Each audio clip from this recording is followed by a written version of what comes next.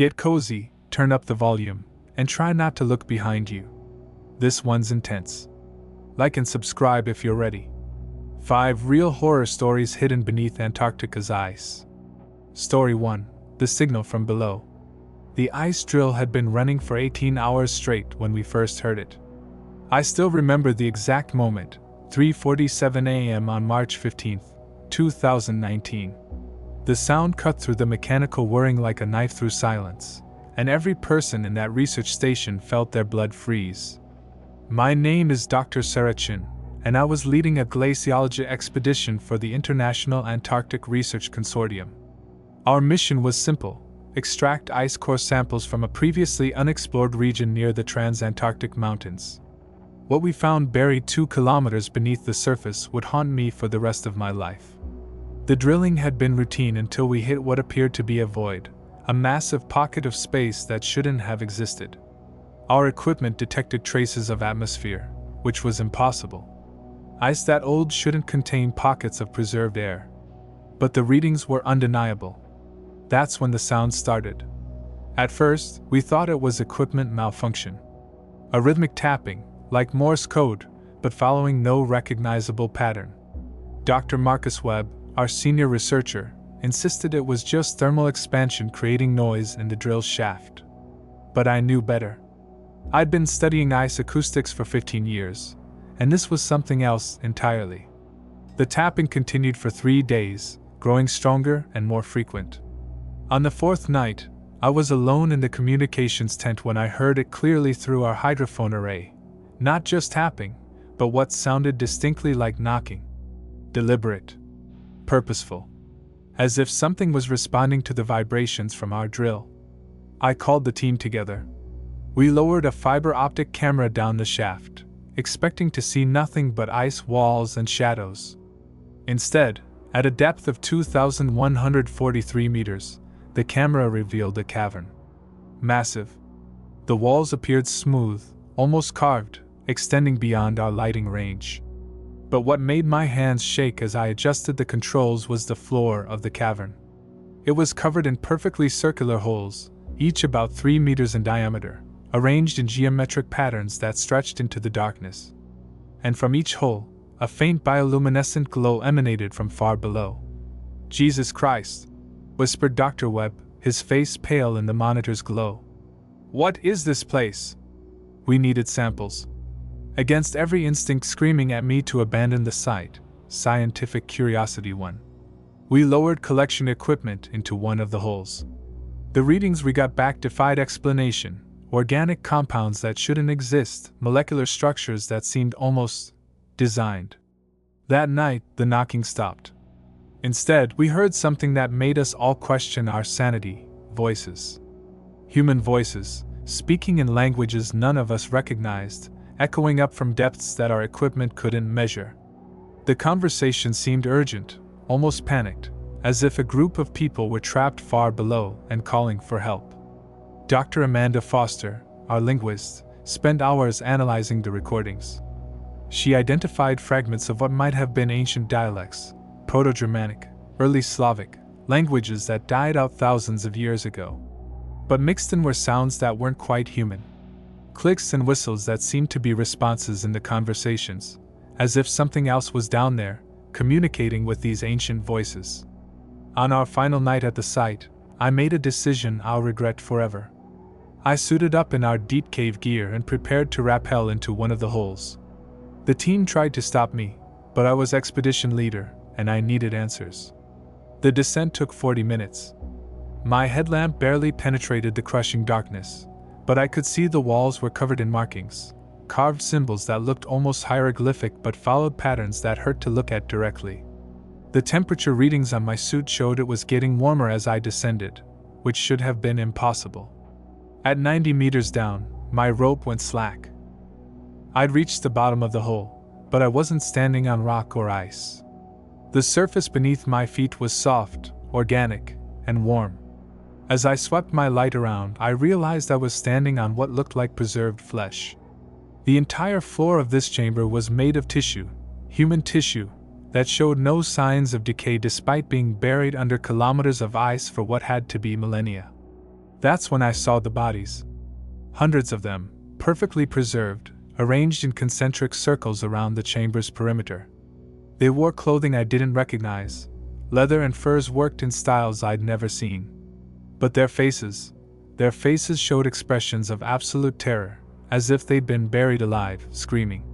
In the center of the chamber stood a structure that defied description. It looked like an altar made of the same smooth, carved ice as the cavern walls, but covered in more of those painful symbols. On top of the altar lay a single body, different from the others. It wore robes that seemed to shift color in my headlamp beam, and its hands were positioned as if it had been conducting some kind of ritual. As I approached, the voices started again. But now I could tell they weren't coming from the bodies. They were coming from beneath the altar. The organic floor was pulsing gently, like a massive heartbeat, and with each pulse, the whispered conversations grew louder. I reached for my sample collection kit, but as I knelt beside the altar, the robed figure's eyes opened. They weren't human eyes. They were compound, like an insect's, but filled with an intelligence that was unmistakably aware, unmistakably ancient. The mouth moved, speaking in that same Proto-Germanic language Dr. Foster had identified, but I understood every word with crystal clarity. The deep singers wake. The ice remembers. They come for the ones who drill too deep. I ran. 30 meters up the rope, my equipment failed. The voices below became a deafening chorus, and the bioluminescent glow from the holes began pulsing in rhythm with sounds that were definitely not human. I made it back to the surface just as the entire cavern system began to collapse. We evacuated the site within hours. Our official report cited unstable ice conditions and equipment failure. But I know the truth. We weren't studying ancient ice formations. We had disturbed something that was meant to stay buried. Something that had been waiting, listening, planning. 3 months after we returned, Dr. Webb disappeared from his home in Colorado.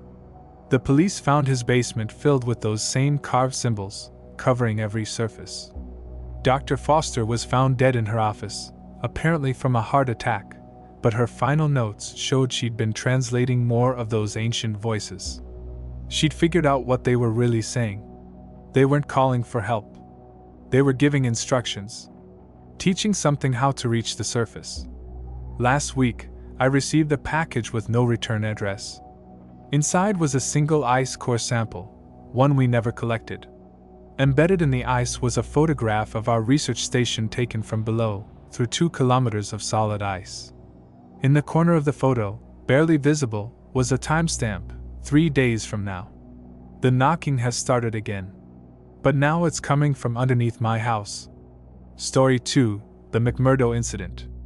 The first person to go missing was Jenkins. Poor bastard had been complaining about the dreams for weeks before he vanished from his bunk in the middle of a Category 5 blizzard. No way he could have survived outside, but we searched anyway.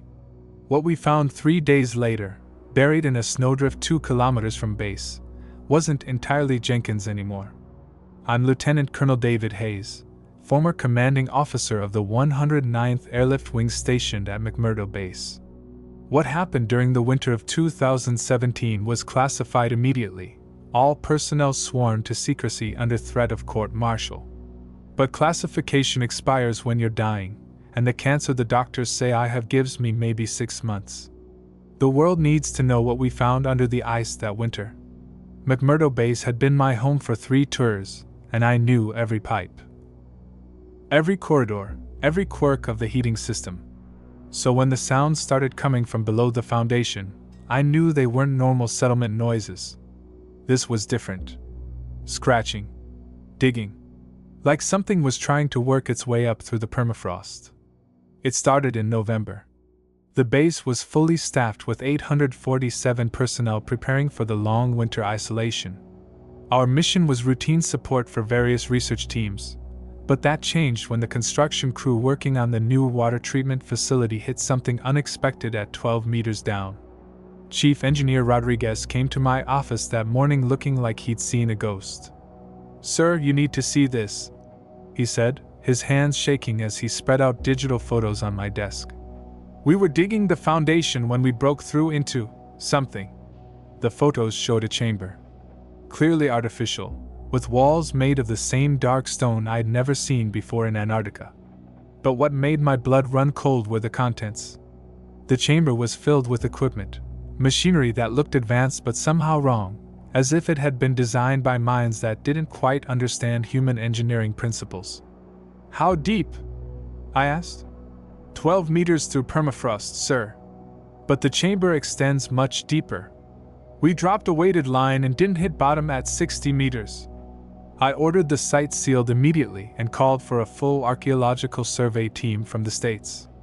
But while we waited for proper excavation equipment, the dreams started. Jenkins was the first to report them. Vivid nightmares about walking through endless underground corridors filled with that same strange machinery. He said he could hear voices in the dreams, not speaking words, but communicating in ways that bypassed language entirely, implanting concepts directly into his mind. Within a week, 30% of the base personnel were reporting similar dreams. Always the same underground complex, always the same incomprehensible machinery, and always the same sense of being watched by something vast and patient.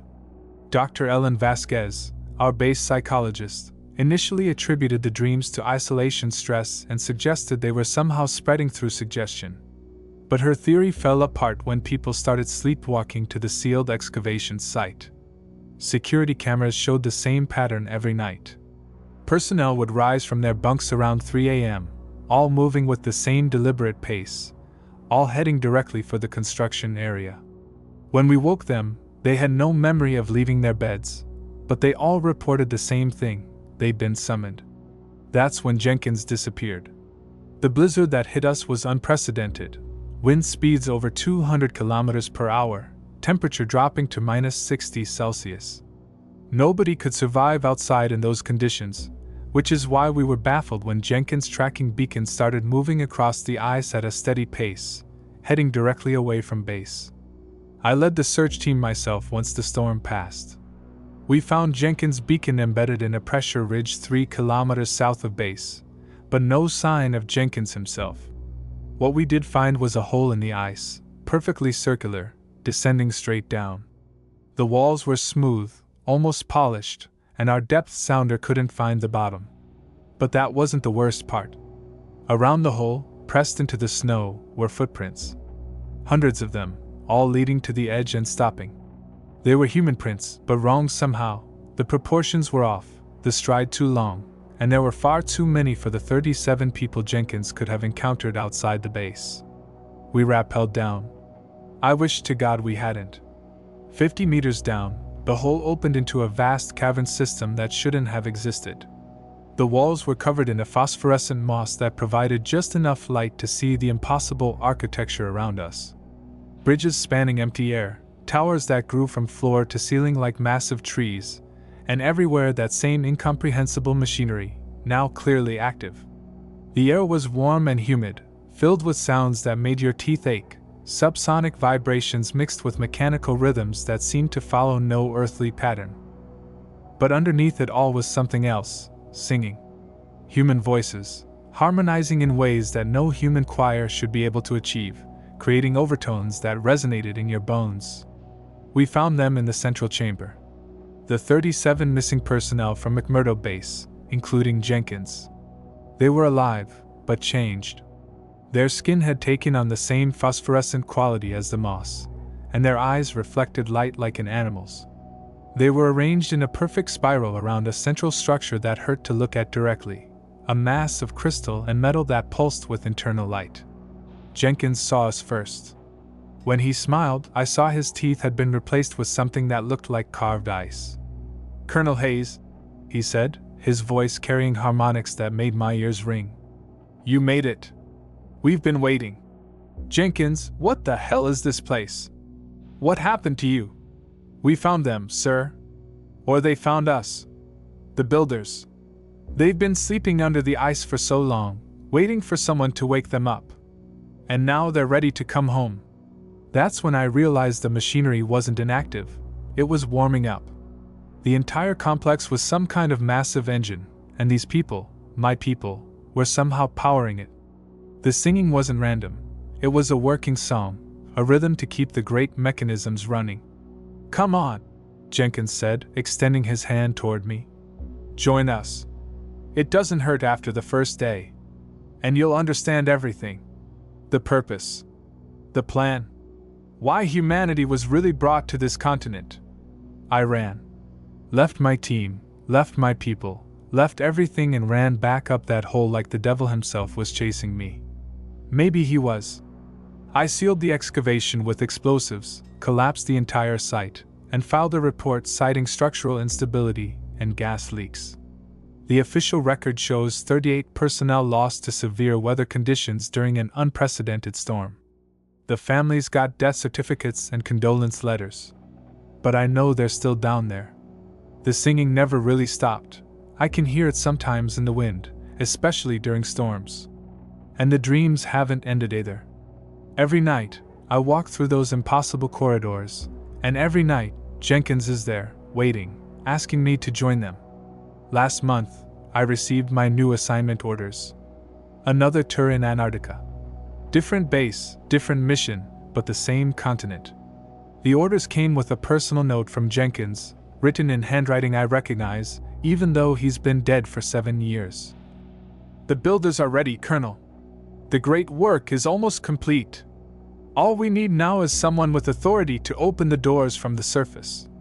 We'll be waiting for you in the deep places. Come home." The transport leaves for Antarctica in 2 weeks. My bags are already packed.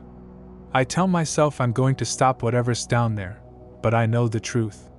The dreams have been getting stronger, and I can feel them calling me back. The singing is beautiful once you learn to listen properly. Story 3. The fossil that shouldn't exist. The fossil was still alive when we pulled it from the ice. That's the part that haunts me most, not the screaming, not the deaths, not even what happened to Professor Morrison. It's the fact that something that had been frozen for 65 million years looked at me with eyes full of malevolent intelligence and whispered my name. I'm Dr. Rebecca Torres, paleontologist with the Smithsonian Institution. In 2021, I was part of a joint expedition with the Chilean Antarctic Institute to investigate unusual fossil deposits discovered by satellite imaging in the Ellsworth Mountains. What we found there changed everything I thought I knew about life, death, and the thin line between them. The expedition began normally enough. Our team of 6 specialists flew into the Ellsworth Range in late October, Antarctic spring, when the weather would be most favorable for excavation. The satellite images had shown what appeared to be an exposed fossil bed, unusual for Antarctica, where most paleontological finds are buried under kilometers of ice. Dr. Harrison Morrison was our expedition leader. A brilliant paleontologist whose expertise in Mesozoic fauna was legendary. With him were Dr. Carlos Medina from Santiago, graduate students Jamie Chin and Alex Petrov, and our guide, Thomas Wright, who'd been working the Antarctic circuit for 15 years. The fossil bed was a 3-hour hike from our base camp, across terrain that looked like another planet. The exposed rock face was dark slate, sheared clean by millennia of glacial action, and embedded throughout were the most perfect fossils I'd ever seen. Not just bones, complete specimens with preserved soft tissue, skin, even what appeared to be cellular structure intact. "This is impossible," Morrison muttered, running his gloved fingers over a fossilized creature that looked like a cross between a pterosaur and something that had never existed on Earth. "The preservation is too perfect. Tissue doesn't survive fossilization like this." But there it was, specimen after specimen of creatures that defied classification. Some looked almost familiar, primitive mammals, early birds, marine reptiles. Others were completely alien, with body structures that seemed to violate basic principles of evolutionary biology. 6 limbs instead of 4. Sensory organs in impossible configurations. Bone structures that looked almost technological. We spent 3 days cataloging and photographing before we began extraction. The plan was to carefully remove several of the smaller specimens for transport back to civilization. What we didn't expect was for the first specimen to start bleeding when Jamie's chisel touched it. Fresh blood. Red, warm, and very much liquid despite being embedded in 65 million-year-old stone. "Contamination," Morrison said immediately, though his voice carried no conviction. Modern blood somehow got into the extraction site. But when we tested it, the blood didn't match any known species. The cellular structure was wrong, too complex, with organelles that shouldn't exist. Under microscopic analysis, the blood cells appeared to be moving in patterns, almost as if they were trying to reassemble into larger structures. That night, back at base camp, the fossil began to change. We'd wrapped the specimen in protective foam and placed it in our preservation container. When I checked it before dinner, it was exactly as we'd extracted it, a small, bird-like creature about the size of a raven, with intricate feather patterns preserved in stunning detail. When I checked it again after dinner, the head had moved. Not shifted due to settling or temperature change, moved. The neck had turned, and the fossil was now facing in a different direction. The eyes, which had been closed in the death-like pose of fossilization, were now open, and they were looking directly at me. I called Morrison over. Together, we stared at the impossible sight of a 65-million-year-old creature that was somehow aware, somehow alive. The eyes tracked our movement, following us as we walked around the container. "We need to get it back to the rock face," Morrison said. "Whatever preservation process was keeping it stable, we've disrupted it." But when we returned to the fossil bed the next morning, we found something that made us question our sanity. The entire rock face had changed overnight. Where we'd been carefully working to extract specimens, the stone now showed clear signs of movement. Fossilized creatures that had been partially embedded were now fully exposed, and many had shifted position. Worse, several of the specimens we'd photographed were no longer there. They'd left behind only smooth impressions in the rock, as if they'd simply walked away.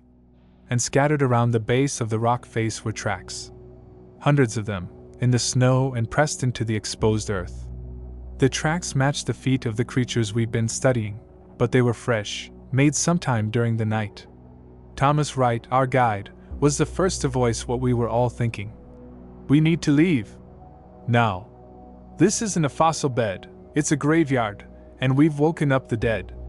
But Morrison was obsessed. He insisted we document everything, collect more samples, try to understand the mechanism that was somehow bringing these ancient creatures back to life. "This could revolutionize our understanding of biology," he argued. "We can't abandon the greatest paleontological discovery in history." That night, the specimen we'd taken spoke to me. I was alone in the equipment tent, updating my field notes, when I heard my name whispered in a voice that sounded like whined through dry leaves. The fossil was still in its container, but now it was standing upright, its long neck extended, looking directly at me through the transparent aluminum. "Rebecca," it said again, and I could see its beak moving, though the sound seemed to come from everywhere at once. "You took me from my rest. I should have run. Should have grabbed the satellite phone and called for immediate extraction. Instead, I found myself approaching the container, drawn by a curiosity that felt foreign, implanted. "What are you?" I asked. "We are the first," it replied. "Before your mammals, before your age of ice, we ruled this world. But we learned too much, grew too wise, and the earth itself turned against us. The ice was meant to be our tomb, but now you have broken the seal." The creature's eyes held mine, and suddenly I was seeing through them, experiencing memories that weren't mine. I saw a world warm and lush, where creatures of impossible beauty and intelligence built cities that grew from living rock. I saw their discovery of technologies that worked with biological processes rather than against them, mastering the boundary between life and death until they could preserve consciousness in stone itself. And I saw their destruction. Not by asteroid or climate change, but by something they had awakened in their experiments with death.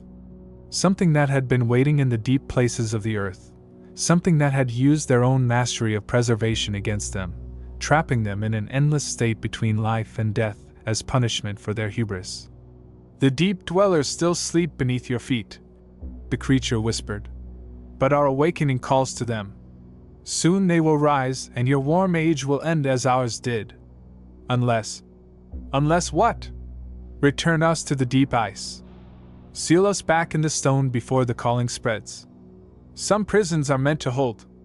I looked around the tent and realized that all our extracted specimens were now moving. Shifting, changing, coming alive in their containers. Through the tent wall, I could see lights moving across the fossil bed, the phosphorescent glow of creatures that had been dead for geological ages now walking free under the Antarctic stars. Morrison's scream cut through the night air.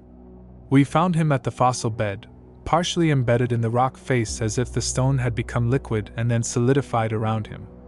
He was still alive, still conscious, but his legs were fused with the ancient stone, and his eyes had taken on the same prehistoric intelligence as the creatures we'd disturbed. "I can see them," he whispered as we tried futilely to free him. "The deep dwellers. They're so close now, just beneath the ice. All they need is enough of us to complete the circuit. Then the world above and the world below will be one."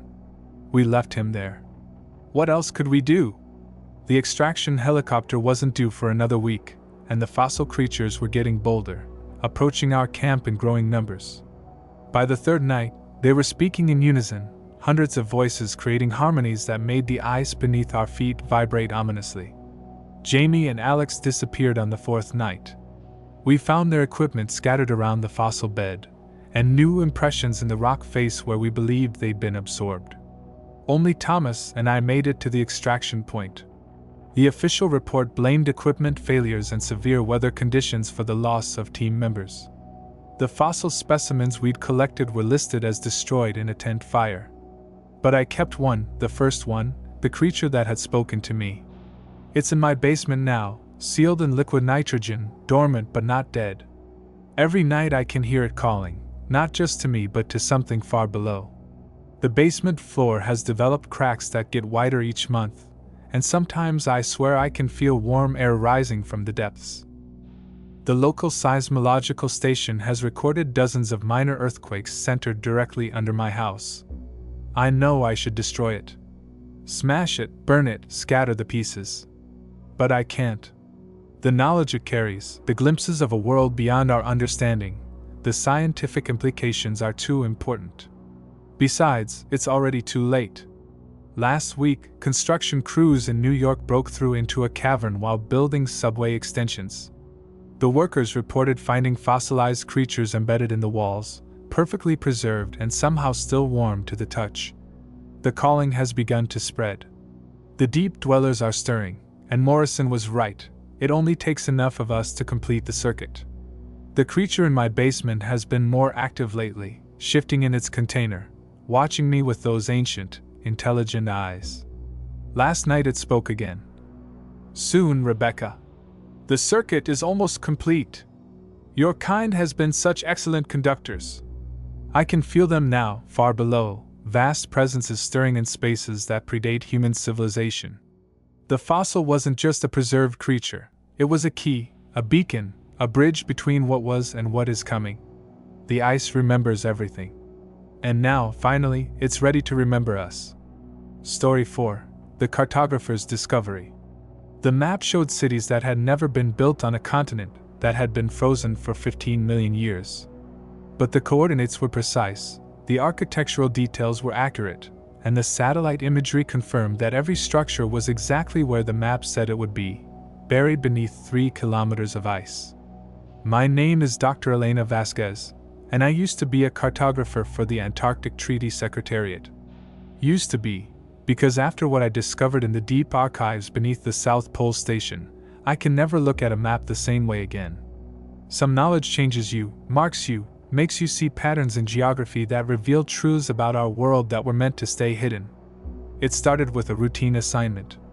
The International Antarctic Research Council needed updated topographical surveys of the previously unmapped regions near the Pensacola Mountains. Satellite technology had advanced enough to penetrate deeper into the ice sheets, revealing underground features that had been invisible to earlier surveys. I'd been working in Antarctic cartography for 12 years, mapping everything from research station layouts to ice flow patterns.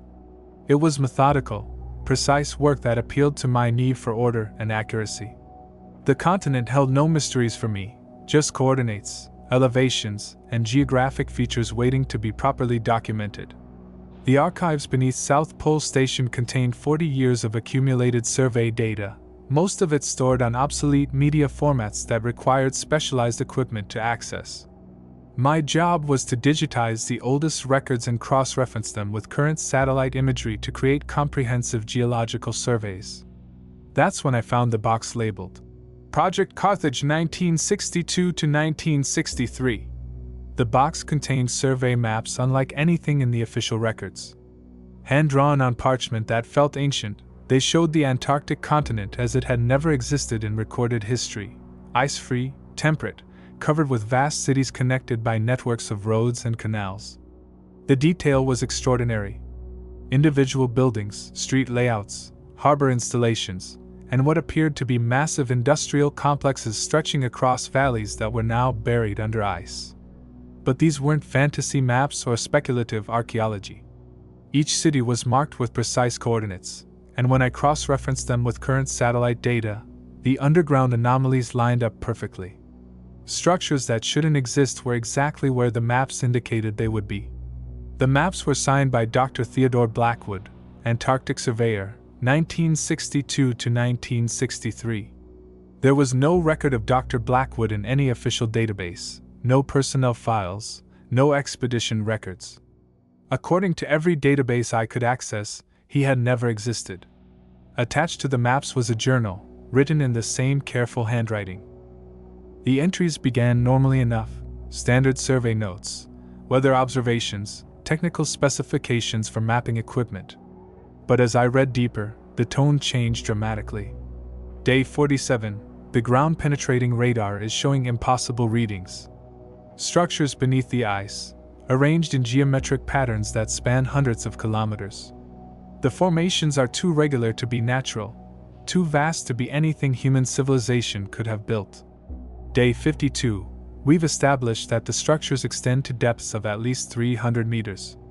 The architecture appears to be non-human in origin, with room dimensions and corridor widths that wouldn't accommodate normal human proportions.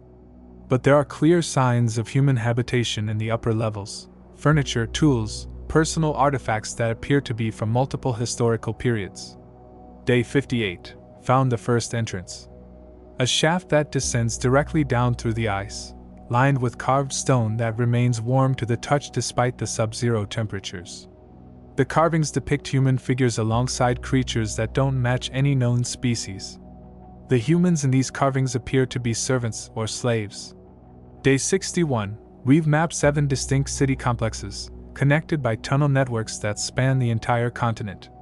The cities appear to have been built by different civilizations across different time periods. Some structures use advanced metallurgy that exceeds our current capabilities, others are primitive stone construction.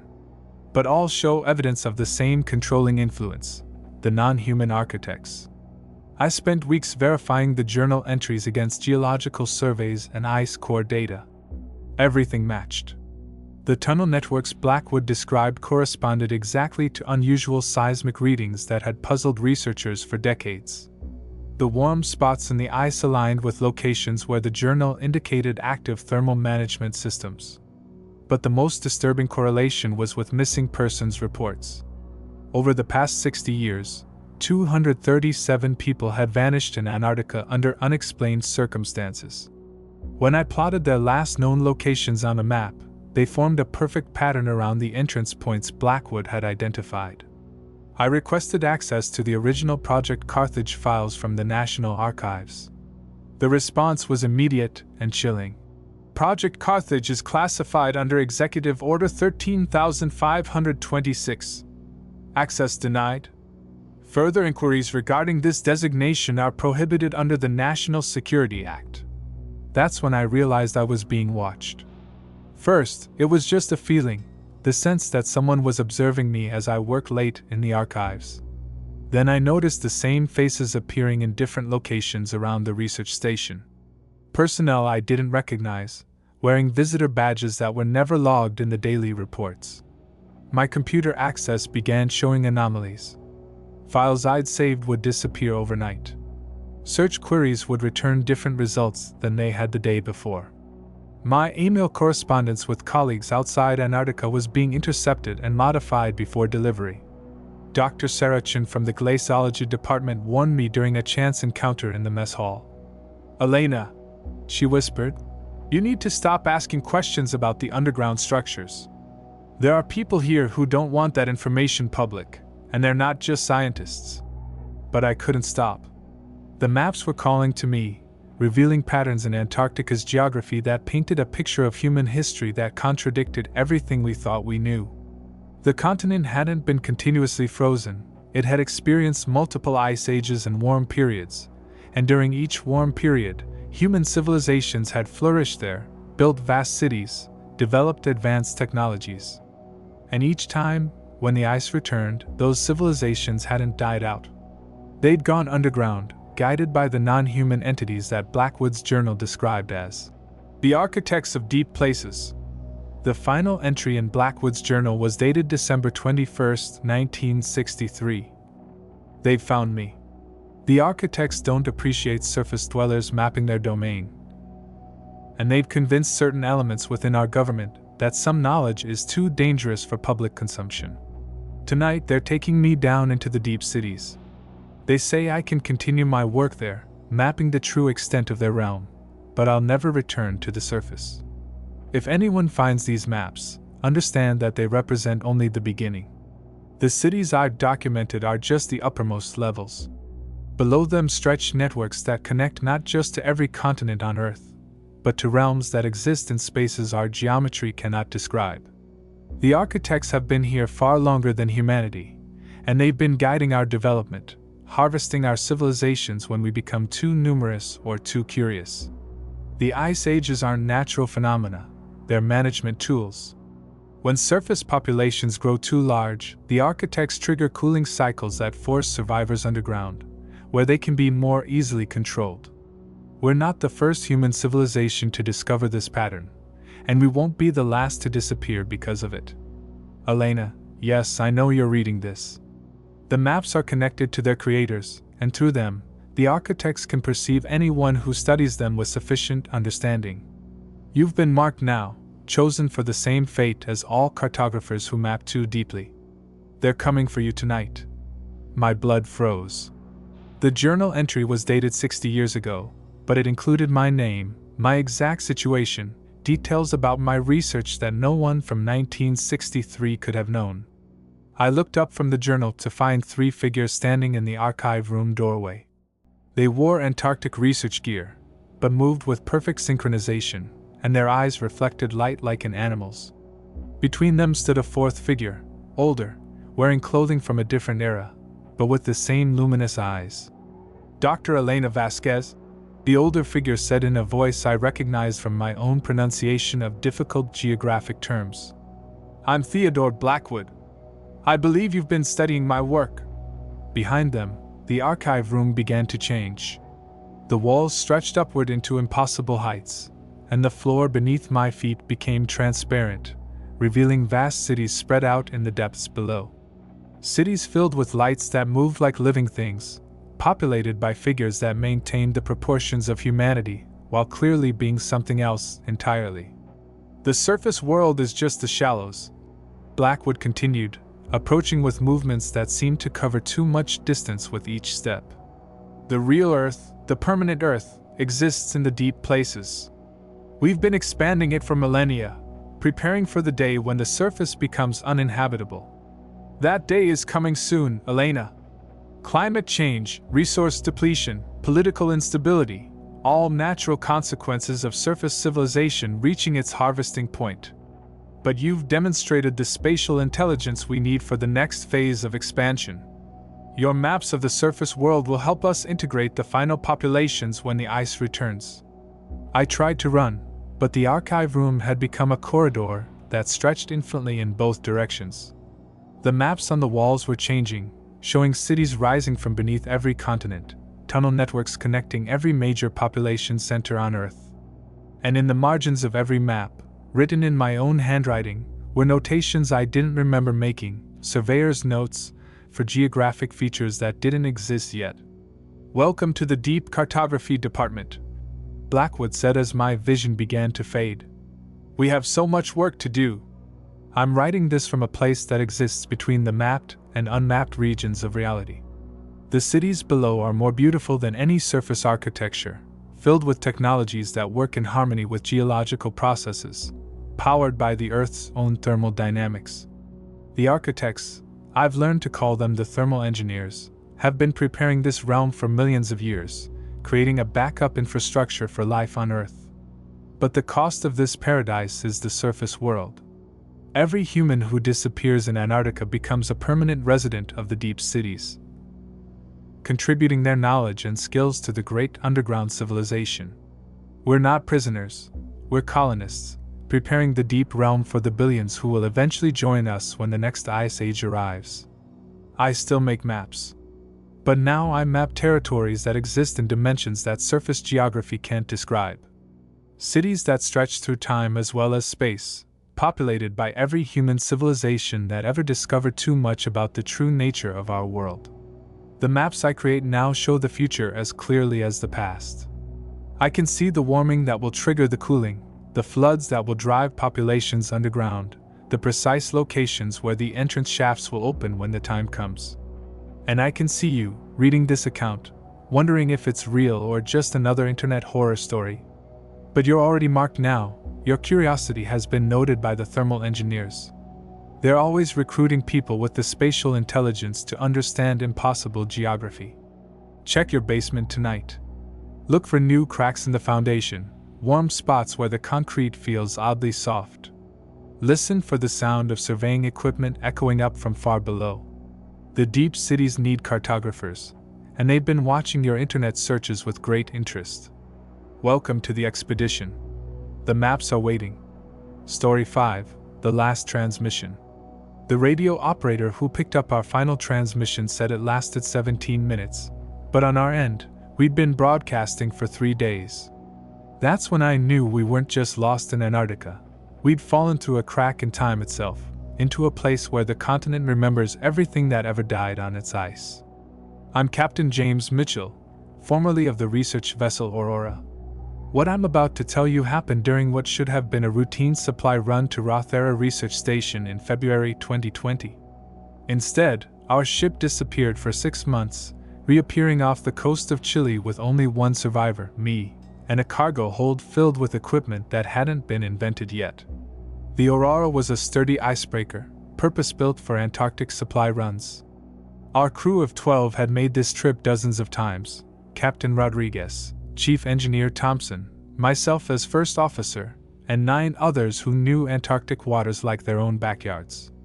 We'd departed from Punta Arenas with standard research supplies, food, fuel, scientific equipment, and mail for the isolated stations. The first sign something was wrong came 18 hours into the voyage. Our GPS showed us making good time toward the Antarctic Peninsula, but the stars were wrong. Navigation Officer Davis noticed it first, constellations appearing in the wrong positions, as if we were somehow viewing the sky from a different point on Earth's surface. "Sir," Davis reported to Captain Rodriguez, "the stellar positions don't match our coordinates. According to the star charts, we should be about 800 kilometers northwest of our actual GPS position." Rodriguez dismissed it as equipment error, but I'd spent 15 years navigating these waters, and I knew Davis was right. The sky above us belonged to somewhere else entirely. By day 3, the wrongness became undeniable. The water temperature was too warm for our latitude, and the ice formations we encountered defied every pattern I'd learned in 2 decades of polar navigation. Massive bergs shaped like impossible geometries, perfect spirals, crystalline towers, formations that looked almost architectural. But the most disturbing change was the color of the ice. Antarctic ice is typically blue-white, colored by compressed snow and trapped air bubbles.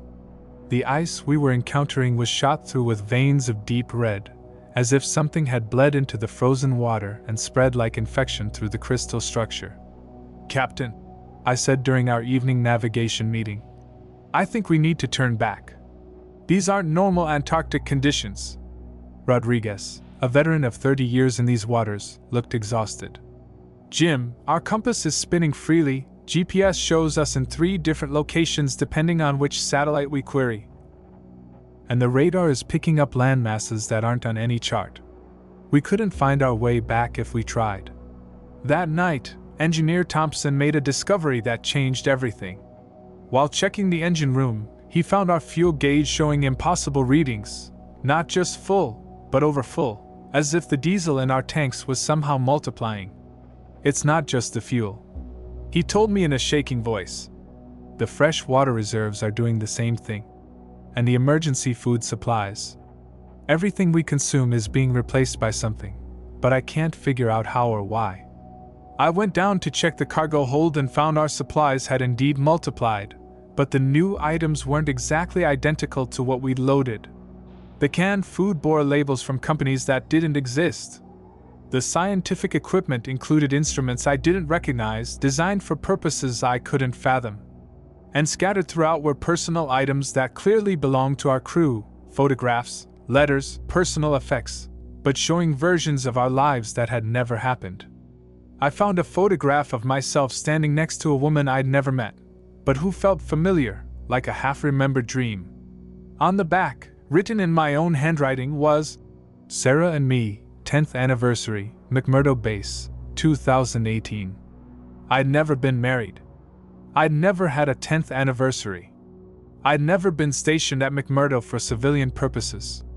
But as I held the photograph, memories began flooding back, memories of a life I'd never lived, of loving a woman named Sarah who worked as a marine biologist, of choosing research over merchant marine work, of years spent studying under the Aurora Australis instead of fighting ice and weather to deliver cargo. The other crew members were experiencing similar phenomena. Rodriguez found a ship's log written in his own handwriting, documenting voyages to parts of Antarctica that had never been explored. Thompson discovered maintenance records for engine modifications he'd never made, using techniques he'd never learned. By the 5th day, we realized we weren't just experiencing temporal displacement. We were somehow moving between different versions of our own lives, different possibilities that had branched off from decisions we'd made or hadn't made. The radio gave us our first real clue about what was happening. Instead of normal maritime communications, we were picking up broadcasts from research stations that operated on impossible schedules. Weather reports for regions that didn't exist. Personnel updates for scientists who died decades ago. And underneath it all, a low-frequency transmission that seemed to be coming from the ice itself. Communications specialist Martinez managed to isolate and decode the signal. What she found was a message, repeated endlessly in dozens of languages, some of which hadn't been spoken for centuries. Time flows differently in the deep ice. Past, present, and future exist simultaneously in the frozen memory of the continent. Those who venture too far into the white silence risk falling through the cracks between moments, experiencing all possible versions of their existence simultaneously. We are the preserved consciousness of everyone who ever died in Antarctica. Explorers, researchers, indigenous peoples who ventured south in ages past. The ice remembers us, holds us, allows us to exist in the spaces between seconds. We experience every decision we made, every path we took, every life we lived or could have lived. Your ship has entered the preservation zone. You will live forever now, experiencing infinite variations of your existence, but you will never return to the single timeline you call reality. Welcome to the eternal Antarctic. As the message repeated, I began to understand what was happening to us. We weren't lost in space, we were lost in time, experiencing every possible version of our voyage simultaneously. In some timelines, we were successful merchant mariners. In others, we were researchers. In still others, we were explorers who died decades ago but continued to sail the impossible waters between moments. The crew began to change. Not physically, but temporally. Rodriguez sometimes appeared as a young cadet. Sometimes as an elderly captain near retirement. Thompson flickered between versions of himself who'd chosen different careers, different lives. We were becoming unstuck from our individual timelines, experiencing every possibility at once. The ship itself was changing too, sometimes appearing as the Aurora, sometimes as vessels from different eras. I walked the decks of sailing ships from the age of exploration, nuclear-powered research vessels from futures that might never happen, and craft made from materials that existed only in theoretical physics. Through it all, The radio transmitted our experiences to whatever monitoring stations existed in normal time. We became aware that our transmissions were being received, but compressed into minutes instead of the days we experienced. Time itself was different in the preservation zone. We could broadcast for subjective days while only minutes passed in the normal world. The final revelation came when I realized who was really sending the message we decoded. It wasn't some ancient civilization or alien intelligence, it was us. Future versions of ourselves, who'd learned to navigate the spaces between timelines, who'd become part of Antarctica's frozen memory. I found the transmission equipment and began broadcasting our story, knowing that somewhere, somewhen, it would reach someone who needed to understand the true nature of Antarctica. The continent isn't just a landmass, it's a repository of time, a place where every moment that ever occurred there continues to exist simultaneously. The ice remembers everything, every explorer who died in a blizzard, every researcher who made a breakthrough discovery, every moment of triumph and tragedy that ever occurred on the continent.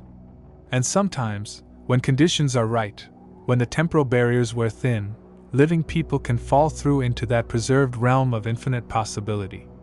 I'm still on the Aurora, still sailing between moments, experiencing every version of this voyage that ever could have happened. Sometimes I'm the captain, sometimes a crew member, sometimes a passenger on ships I've never seen. But in all timelines, I'm sending this message, hoping someone in the single-stream world will understand. Antarctica is not empty. It's full of everyone who ever went there and never fully left. The ice preserves more than just physical remains, it preserves consciousness, experience, possibility itself.